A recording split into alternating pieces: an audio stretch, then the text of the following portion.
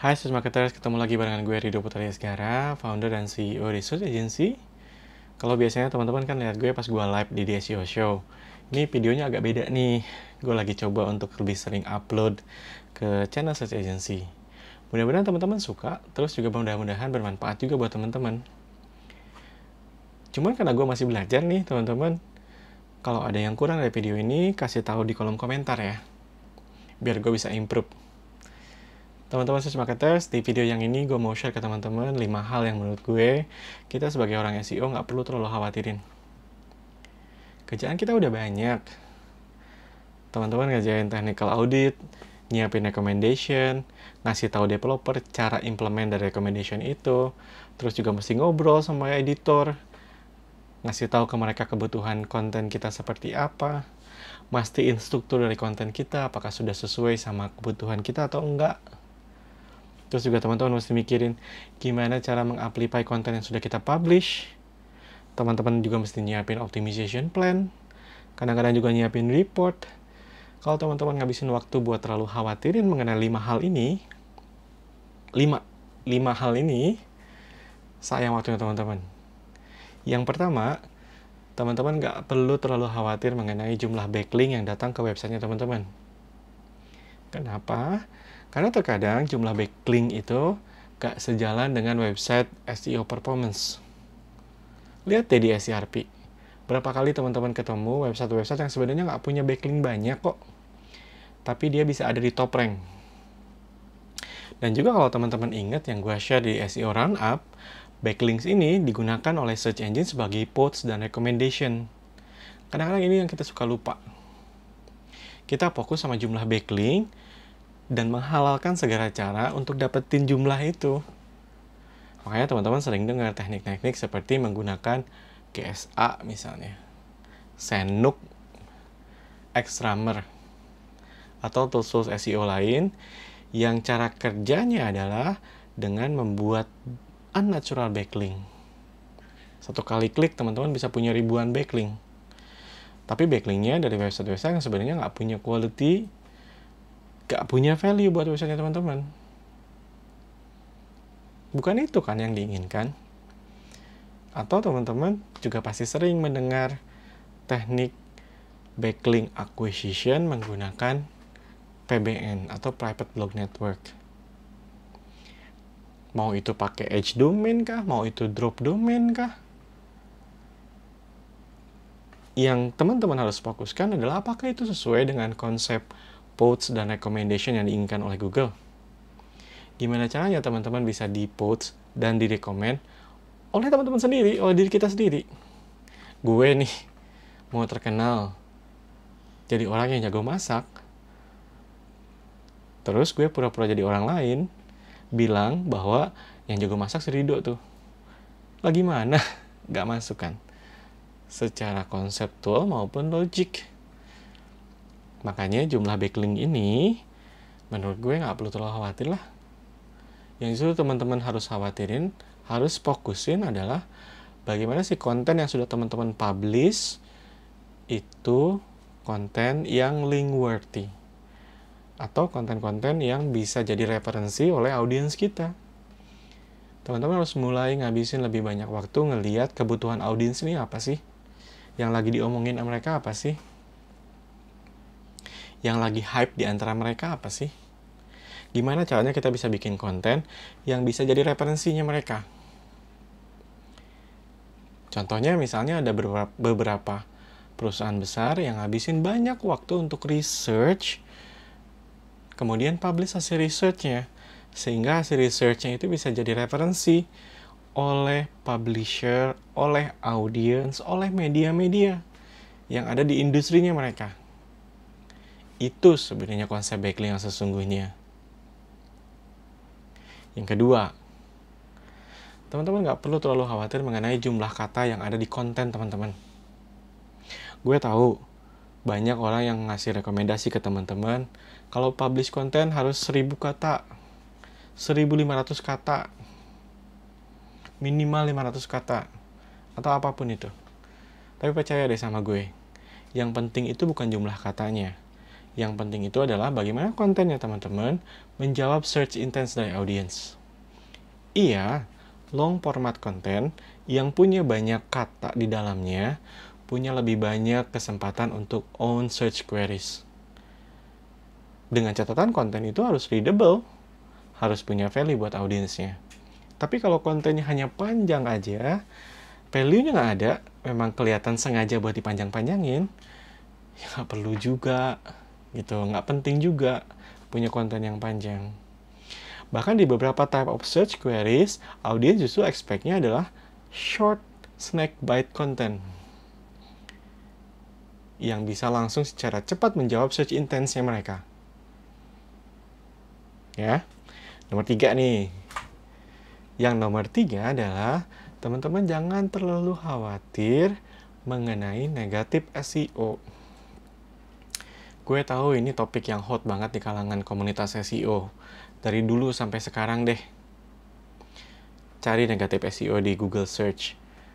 Ada 18 juta lebih mungkin hasil pencarian yang bisa teman-teman dapat. Negatif SEO ini muncul karena ada kekhawatiran dari orang-orang SEO tertentu yang anggap bahwa kompetitor kita bisa ngelakuin hal-hal yang mungkin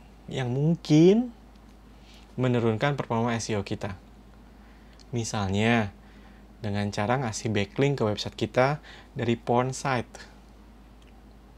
dari gambling site. Kan? Padahal, menurut gue nih ya, seringkali yang menyebabkan website kita turun bukan kompetitor kita, tapi websitenya itu sendiri punya issue, punya problem yang belum kita solve. Jadi instead of nyari alasan, nyari kambing hitam kenapa websitenya turun, mendingan teman-teman coba lebih dalam analisis problem apa yang teman-teman punya di websitenya teman-teman. Yang keempat, ini juga masih sama seperti yang nomor 3 tadi. Sering banget dijadiin alasan ketika website kita yang sedang kita manage performance-nya turun. Apalagi agensi SEO nih. Kalau dia lagi ketemu klien, terus klien nanya, "Mas, kok websitenya turun sih SEO-nya?" Jawabannya pasti ini nih. Algorithm update. Menurut gue teman-teman nggak perlu terlalu khawatir sama algorithm update.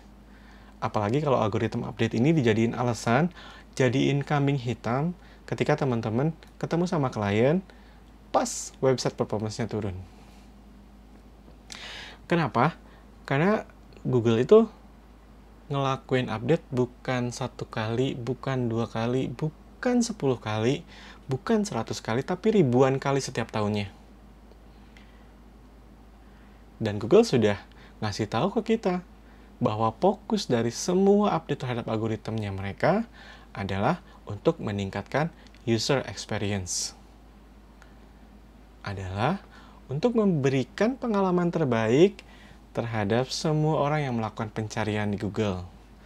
Supaya Google bisa memberikan result yang terbaik, yang paling berguna, yang paling relevan, yang sesuai sama pencarian user tersebut di Google. Instead of teman-teman terlalu khawatir mengenai algoritma update, lebih baik nih teman-teman ngabisin waktu teman-teman untuk fokus ningkatin user experience di website teman-teman. Dari mulai technical side-nya, terus ke kontennya. Gimana caranya teman-teman bisa serving audience sebaik mungkin. Yang nomor 5, yang terakhir nih. Keywords ranking. Teman-teman pasti mungkin bertanya-tanya, tapi kan SEO goals-nya adalah untuk naikin ranking keywords. Yes and no. Keywords ranking memang salah satu matriks yang paling mudah untuk kita track dari SEO performance kita. Tapi kalau teman-teman berhenti di situ dan terlalu fokus untuk ngurusin ranking di satu spesifik keyword tertentu, nanti optimization yang teman-teman lakukan akan salah arah menurut gue, kan? Dan banyak case dimana kalau kita ketemu sama satu keywords yang nggak bisa kita naikin rankingnya, terus kita dipaksa untuk ngelakuin hal-hal yang nggak sebaiknya kita lakukan di SEO. Misalnya dengan nambahin backlinks. Karena kita ngelihat, nih rankingnya susah naik nih, keyword ini. Terus yang kita pikirkan adalah backlinknya kurang nih, pakai PBN lagi. Atau backlinknya kurang nih, jalanin GSA atau Senuk lagi. Karena teman-teman terlalu fokus untuk ngelihat keyword ranking di satu spesifik search queries. Menurut gue, teman-teman lebih baik untuk ngelihat secara keseluruhan performance SEO di website teman-teman. Gak cuman ranking terhadap satu spesifik keyword saja. Belum tentu juga teman-teman kalau teman-teman sudah ranking di satu keywords itu datangin value untuk kita. Value in terms of traffic misalnya. Kalau nggak ada orang yang nyari, kita ranking untuk keyword apapun nggak ada gunanya. Atau value in terms of engagement, in terms of conversion. Kalau kita sudah dapat banyak traffic dari keyword yang kita ranking, tapi ternyata konten kita nggak bisa menjawab search intent-nya user ketika datang ke website kita, nggak ada value-nya juga buat kita kan? Better teman-teman ngelihat website performance untuk SEO secara keseluruhan instead of hanya ngeliatin individual keyword ranking. Karena value dari SEO bukan hanya di keyword ranking saja.